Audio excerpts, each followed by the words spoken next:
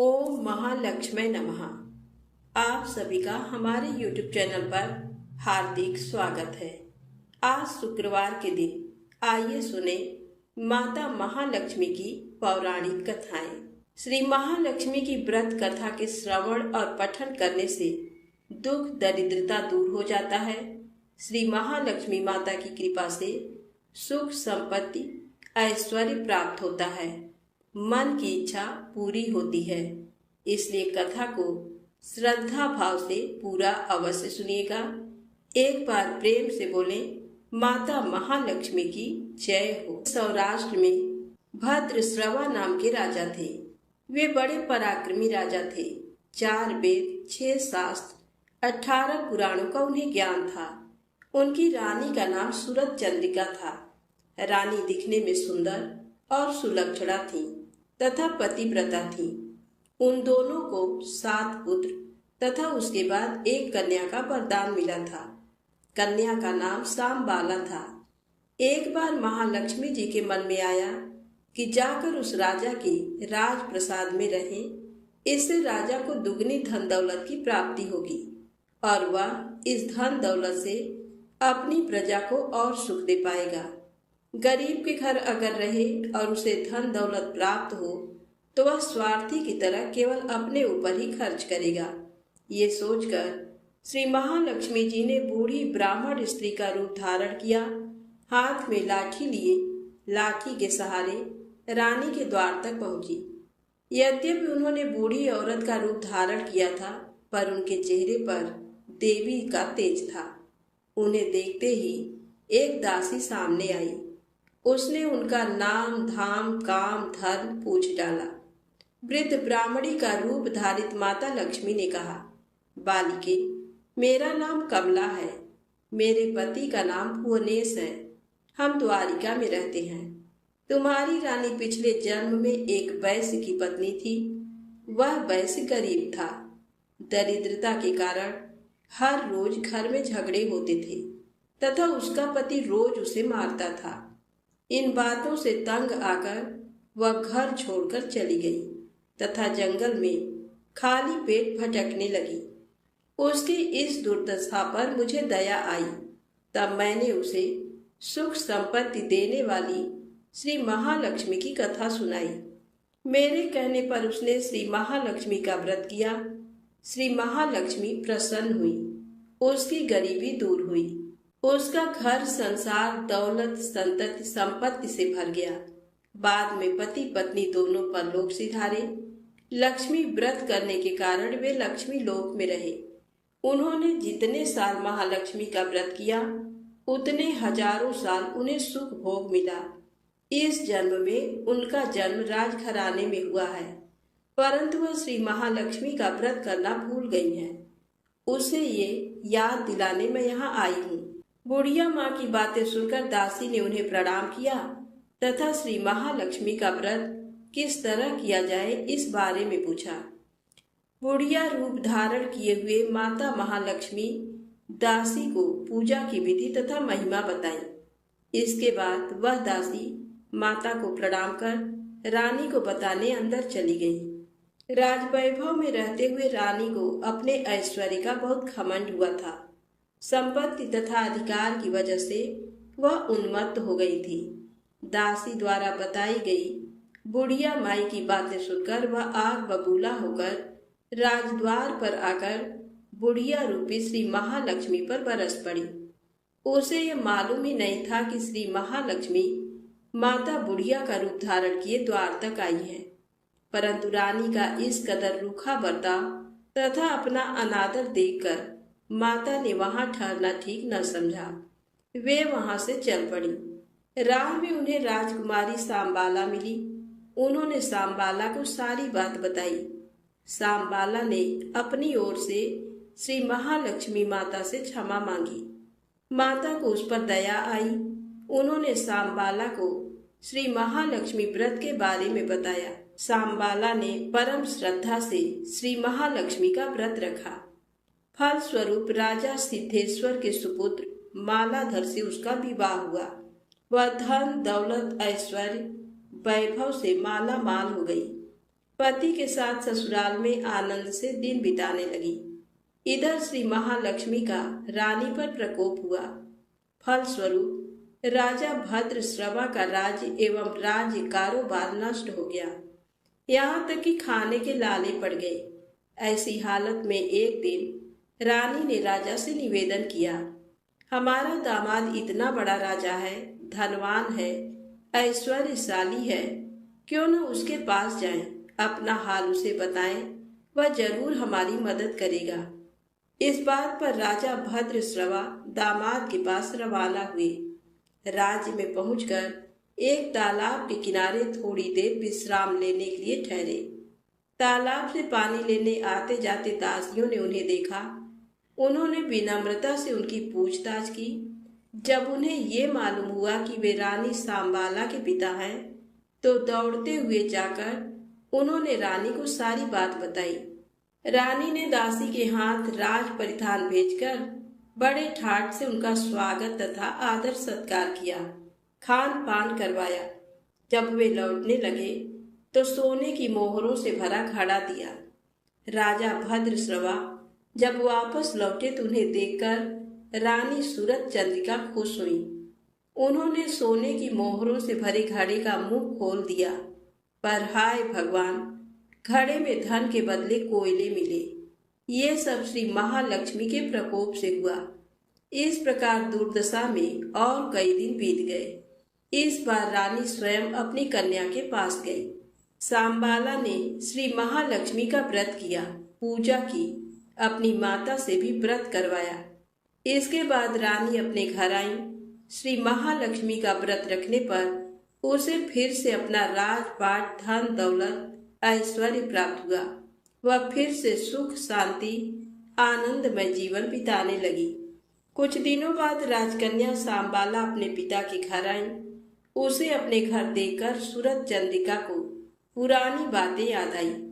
ये कि सांबाला ने अपने पिता को घड़ा भर कोयला दिया था और उसे तो कुछ भी नहीं दिया था।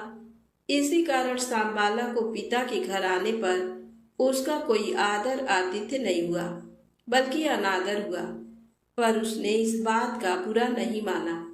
अपने घर लौटते समय उसने पिता के घर से थोड़ा नमक ले लिया। अपने घर लौटने पर उसके पति ने पूछा, अपने मायके से क्या लाई हो? इस पर उसने जवाब दिया, वहां का साग लाई हूँ। पति ने पूछा, इसका मतलब क्या हुआ? सांबाला ने कहा, थोड़ा धीरज रखें, सब मालूम हो जाएगा। उस दिन सांबाला ने सारा भोजन नमक डाले बिना बनाया और परोसा। पति ने खाना चखा, सारा खाना नमक बिना था, इसलिए स्वाद नहीं आया। फिर सांबाला ने थाली में नमक डाला, इससे सारा भोजन स्वादिष्ट लगने लगा। तब सांबाला ने पति से कहा, यही है वह मायके से लाया हुआ साग। पति को उसकी बात सही लगी। फिर वह दोनों हंसी मजाक करते हुए प्रसन्न चित्त मन से भोजन करने लगे। कहा गया है कि इस तरह जो कोई श्रद्धा भाव से श्री महालक्ष्मी की पूजा करे, उसे माता की कृपा प्राप्त होती है, सुख संपत्ति शांति प्राप्ति होती है, सभी मनोकामनाएं पूरी होती हैं। प्रेम से बोले लक्ष्मी माता की जय हो। अब आइए सुने माता अन्नपूर्णा की पौराणिक कथा। अन्नपूर्णे सदा पूर्णे शंकर प्राण वल्लभे ज्ञान वैराग्य सिद्ध्यर्थम भिक्षाम दे च पार्वती। माता च पार्वती देवी पिता देवो महेश्वरः बांधवा शिवभक्ताश्च स्वदेशो भुवनत्रयम्। एक समय की बात है। काशी निवासी धनंजय की पत्नी का नाम सुलक्षणा था। उसे अन्य सब सुख प्राप्त थे, केवल निर्धनता ही उसके दुख का कारण थी। ये दुख उसे हर समय सताता था। एक दिन सुलक्षणा पति से बोली, स्वामी आप कुछ उद्यम करो तो काम चले। इस प्रकार कब तक काम चलेगा? सुलक्षणा की बात धनंजय के मन में बैठ गई और वह उसी दिन विश्वनाथ शंकर जी को प्रसन्न करने के लिए बैठ गया और कहने लगा, हे देवादिदेव विश्वेश्वर, मुझे पूजा पाठ कुछ आता नहीं है, केवल तुम्हारे भरोसे बैठा हूँ। इतनी विनती करके वह 2-3 दिन भूखा प्यासा बैठा रहा। ये देखकर भगवान शंकर ने उसके कान में अन्नपूर्णा अन्नपूर्णा अन्नपूर्णा इस प्रकार 3 बार कहा। ये कौन क्या कह गया, इसी सोच में धनंजय पड़ गया कि मंदिर से आते ब्राह्मणों को देखकर पूछने लगा, पंडित जी, अन्नपूर्णा कौन है? ब्राह्मणों ने कहा, तू अन्न छोड़ बैठा है, सो तुझे अन्न की ही बात सूझती है। जा घर जाकर अन्न ग्रहण कर। धनंजय घर गया, स्त्री से सारी बात कही। वह बोली, ना चिंता मत करो, स्वयं शंकर जी ने ये मंत्र दिया है, वे स्वयं ही खुलासा करेंगे। आप फिर से जाकर उनकी आराधना करो। धनंजय फिर जैसा का तैसा पूजा में बैठ गया। रात्रि में शंकर जी ने आज्ञा दी, कहा तू पूर्व दिशा में चला जा। वह अन्नपूर्णा माँ का नाम जपता जाता और रास्ते में फल खाता, झरनों का पानी पीता जाता। इस प्रकार कितने ही दिनों तक चलता गया। वहाँ उसे चांदी सी चमकती वन की शोभा देखने में आई। सुंदर सरोवर देखने में आया। उसके किनारे कितनी ही अप्सराएं झुंड बनाए बैठी थी। एक कथा कहती थी और सब माँ अन्नपूर्णा इस प्रकार बार बार कहती थी। ये अगहन मास की उजेली रात्रि थी और आज से ही व्रत का आरंभ था। जिस शब्द की खोज करने वह निकला था वह उसे वहां सुनने को मिला। धनंजय ने उनके पास जाकर पूछा, हे देवियों, आप ये क्या करती हो? उन सब ने कहा, हम सब माँ अन्नपूर्णा का व्रत करती हैं। व्रत करने से गई, पूजा क्या होता है? ये किसी ने किया भी है? इसे कब किया जाए? कैसा व्रत है और विधि कैसी है? मुझसे भी कहो। वे कहने लगी, इस व्रत को सब कोई कर सकते हैं। 21 दिन तक के लिए 21 गांठ का सूत लेना चाहिए। 21 दिन यदि ना बने तो 1 दिन उपवास करें। ये भी ना बने तो केवल कथा सुनकर प्रसाद लें। निराहार रहकर कथा कहें। कथा सुनने वाला कोई ना मिले तो पीपल के पत्तों को रख, सुपारी या घृत कुमारी वृक्ष को सामने कर, दीपक को साक्षी कर, सूर्य, गाय, तुलसी या महादेव जी को बिना कथा सुनाए मुख में दाना न डाले। यदि भूल से कुछ पड़ जाए तो 1 दिवस फिर उपवास करें। व्रत के दिन क्रोध ना करें और झूठ ना बोलें। धनंजय बोला, इस व्रत के करने से क्या होगा? वे कहने लगी, इसके करने से अंधों को नेत्र मिले, लूलों को हाथ मिले, निर्धन के घर धन आए, बाझल को संतान मिले, मूर्ख को विद्या आए। जो जिस कामना से व्रत करे माँ उसकी इच्छा पूरी करती है। वह कहने लगा, बहनों, मेरे भी धन नहीं है, विद्या नहीं है, कुछ भी तो नहीं है। मैं तो दुखिया ब्राह्मण हूँ। मुझे इस व्रत का सूत दोगी? हाँ भाई, तेरा कल्याण हो, तुझे सूत देंगी। ले, इस व्रत का मंगल सूत ले। धनंजय ने व्रत किया। व्रत पूरा हुआ। तभी सरोवर में से 21 खंड की सुवर्ण सीढ़ी हीरा मोती जड़ी हुई प्रकट हुई। धनंजय जय अन्नपूर्णा अन्नपूर्णा कहता जाता था। इस प्रकार कितनी ही सीढ़ियां उतर गया तो क्या देखता है कि करोड़ों सूर्य से प्रकाशमान अन्नपूर्णा माता का मंदिर है। उसके सामने सुवर्ण सिंहासन पर माता अन्नपूर्णा विराजमान है। सामने भिक्षा हेतु शंकर भगवान खड़े हैं। देवांगनाएं चंवर डुलाती हैं। कितनी ही हथियार बांधे पहरा देती हैं। धनंजय दौड़कर जगदम्बा के चरणों में गिर गया। देवी उसके मन का क्लेश जान गई। धनंजय कहने लगा, माता, आप तो अंतर्यामिनी हो, आपको अपनी दशा क्या बताऊं? माता बोली, मेरा व्रत किया है, जा, संसार तेरा सत्कार करेगा। माता ने धनंजय की जिह्वा पर बीज मंत्र लिख दिया। अब तो उसके रोम रोम में विद्या प्रकट हो गई। इतने में क्या देखता है कि वह काशी विश्वनाथ के मंदिर में खड़ा है। माँ का वरदान ले धनंजय घर आया। सुलक्षणा से सब बात कही। माता जी की कृपा से उसके घर में संपत्ति उमड़ने लगी। छोटा सा घर बहुत बड़ा गिना जाने लगा। जैसे शहद के छत्ते में मक्खियां जमा होती हैं, उसी प्रकार अनेक सगे संबंधी आकर उसकी बड़ाई करने लगे। सभी कहने लगे, इतना धन और इतना बड़ा सुंदर घर, संतान नहीं तो इस कमाई का कौन भोग करेगा। सुलक्षणा से संतान नहीं है, इसलिए तुम दूसरा विवाह करो। अनिच्छा होते हुए भी धनंजय को दूसरा विवाह करना पड़ा और सती सुलक्षणा को सौत का दुख उठाना पड़ा। इस प्रकार दिन बीतते गए। फिर अगहन मास आया। नए बंधन से बंधे पति से सुलक्षणा ने कहलाया कि हम व्रत के प्रभाव से सुखी हुए हैं, इस कारण ये व्रत छोड़ना नहीं चाहिए। ये माता जी का प्रताप है जो हम इतने संपन्न और सुखी हैं। सुलक्षणा की बात सुन धनंजय उसके यहाँ आया और व्रत में बैठ गया। नई बहू को इस व्रत की खबर नहीं थी।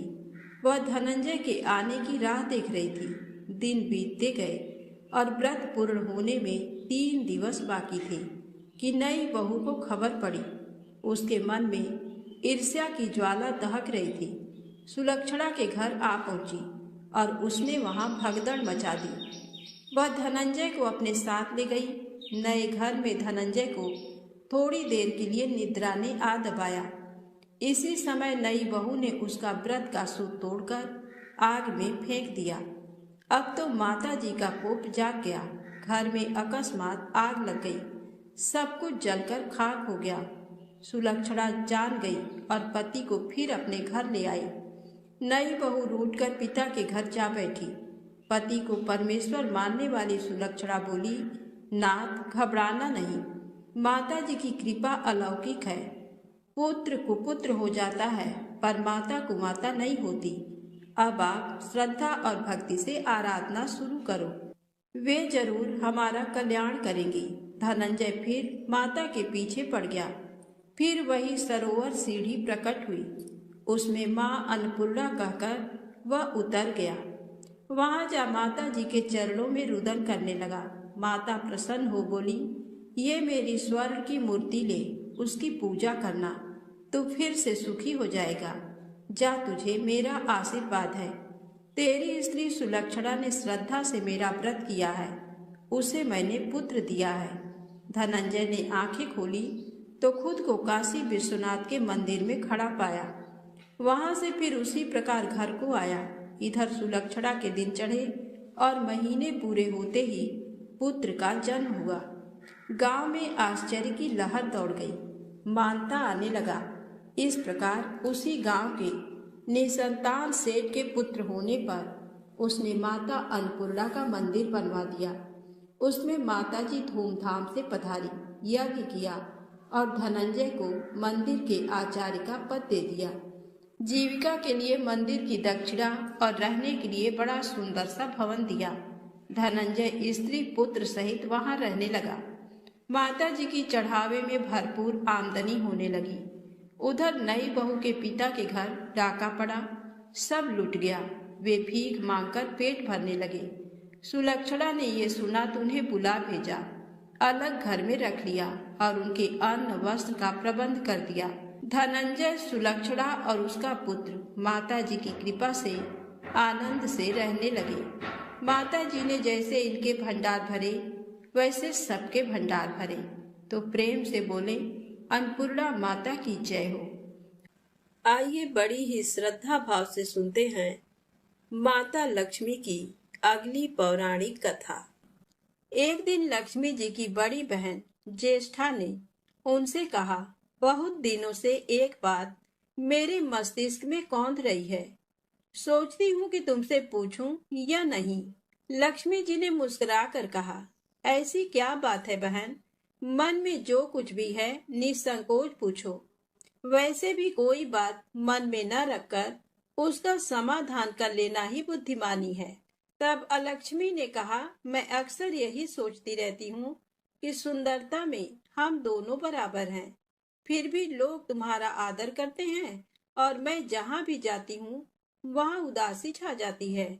मुझे लोगों की घृणा और क्रोध का शिकार होना पड़ता है, जबकि हम दोनों सगी बहनें हैं। ऐसा क्यों?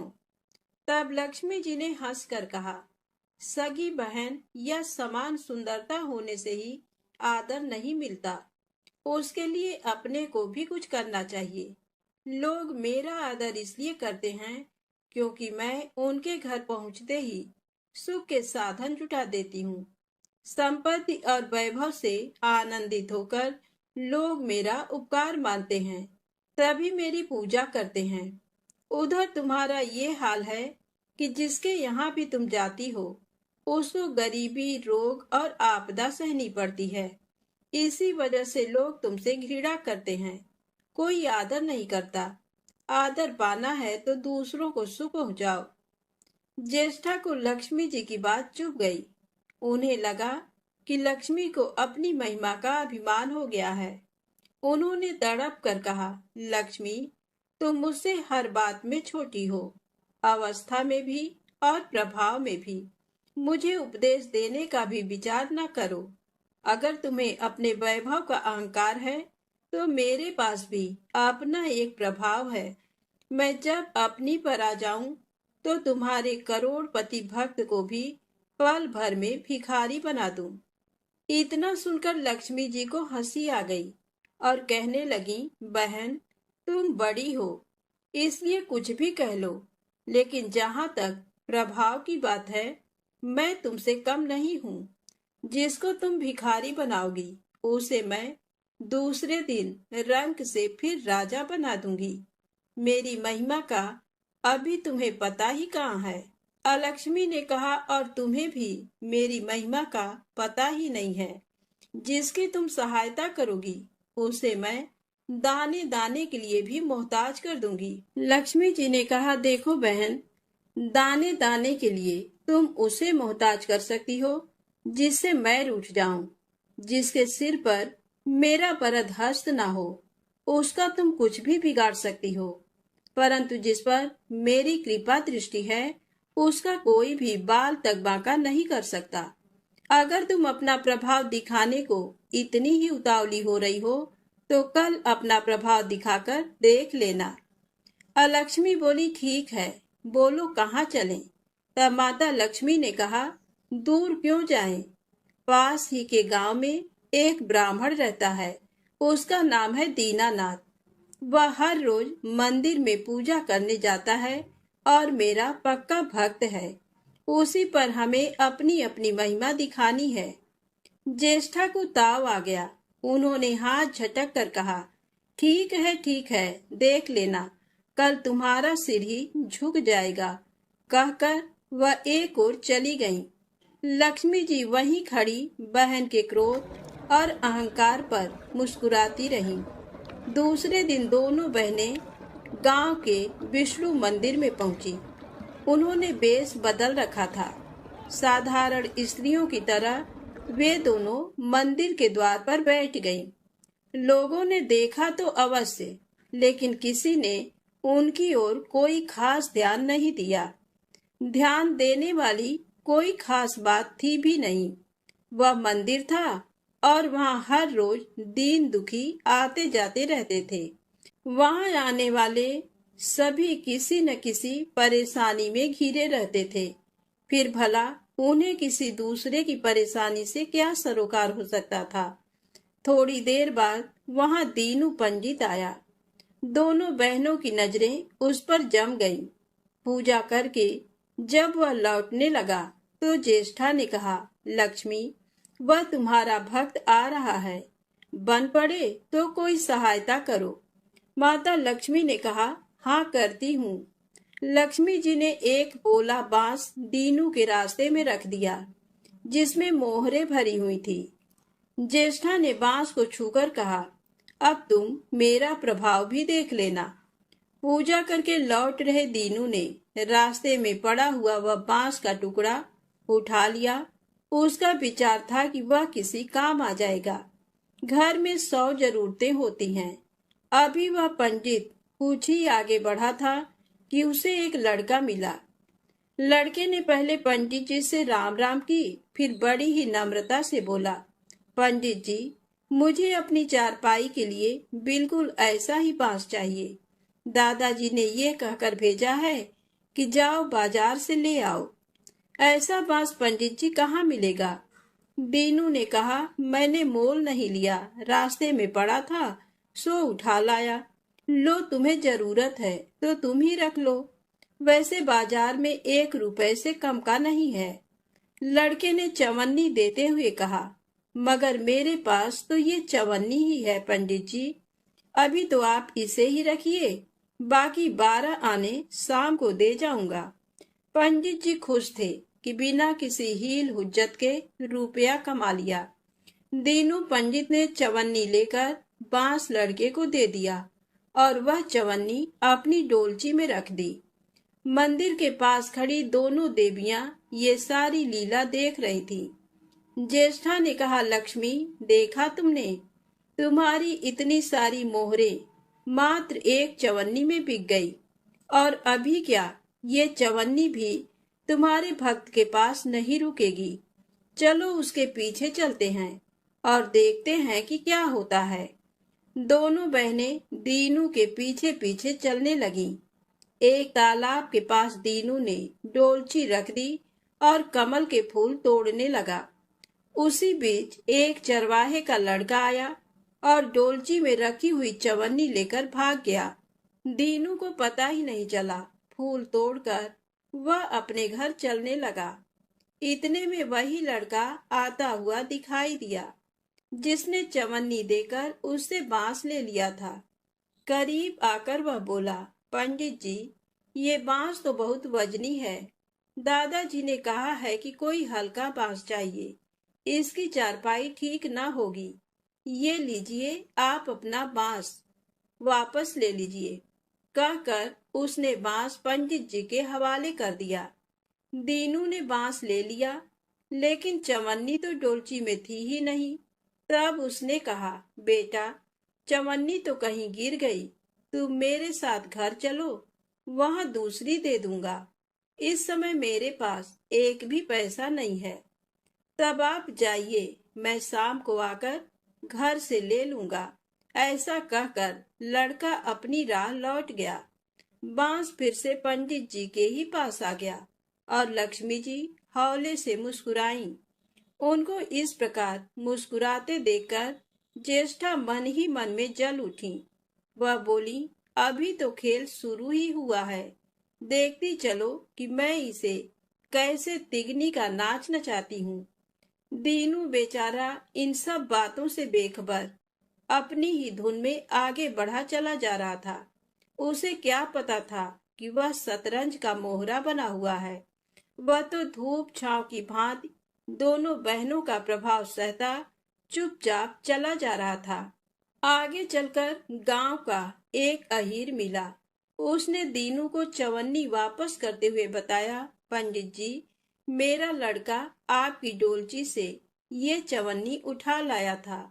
वह बड़ा ही शैतान है। मैं आपकी वही चवन्नी लौटाने आया हूँ। हो सके तो उस शैतान को माफ कर दीजिएगा। दीनू ने आशीर्वाद देकर चवन्नी ले ली और प्रसन्न मन से उस लड़के को पुकारने लगा, जो शाम को घर आकर चवन्नी लेने की बात कहकर लौटा जा रहा था। आवाज सुनकर लड़का लौट आया। अपनी चवन्नी वापस पाकर वह भी प्रसन्न हो गया। दीनू पंडित निश्चिंत मन से घर की ओर बढ़ने लगा। उसके एक हाथ में पूजा की डोलची थी और दूसरे में वही 5 हाथ का लंबा बांस। राह चलते दीनू पंडित सोच रहा था, बांस तो काफी वजनी है तो मजबूत भी होगा, क्योंकि ठोस है। इसे दरवाजे के छप्पर में लगा दूंगा, कई साल के लिए बल्ली से छुटकारा मिल जाएगा। ज्येष्ठा को उसके विचार पर क्रोध आ गया। लक्ष्मी जी के प्रभाव से दीनू को लाभ होता देख वह मन ही मन बुरी तरह जली जा रही थी। जब उन्होंने देखा कि पंडित का घर करीब आ गया है, तो कोई उपाय न पाकर उन्होंने दीनू को मारने का विचार किया। उन्होंने कहा, लक्ष्मी, धन संपत्ति तो मैं छीन ही लेती हूँ, अब तुम्हारे भक्त के प्राण भी ले लूंगी। देखो वह किस तरह तड़प तड़प कर मरता है। और वह तुरंत सांप बनकर दीनू की ओर दौड़ पड़ी। लक्ष्मी जी को तनिक भी घबराहट नहीं हुई। वह उसी तरह खड़ी मुस्कुराती रही। सहसा दीनू चौंक पड़ा। एक भयानक सांप फन उठाए उसकी ओर झपट रहा था। प्राण तो सभी को प्रिय होते हैं, उपाय रहते कोई अपने को संकट में नहीं पड़ने देता।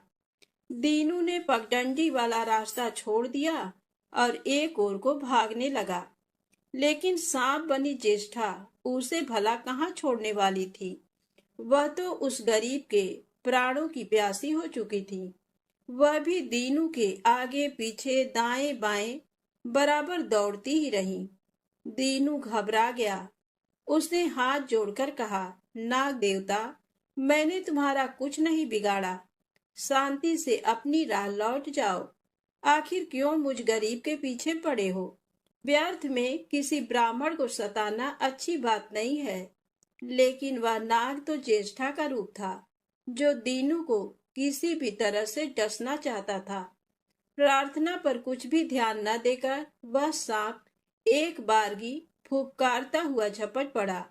जब दीनू ने देख लिया कि बिना संघर्ष किए अब जान नहीं बचेगी, तो उसने प्राण रक्षा के लिए भरपूर जोर लगाकर वही बांस सांप के ऊपर दे मारा।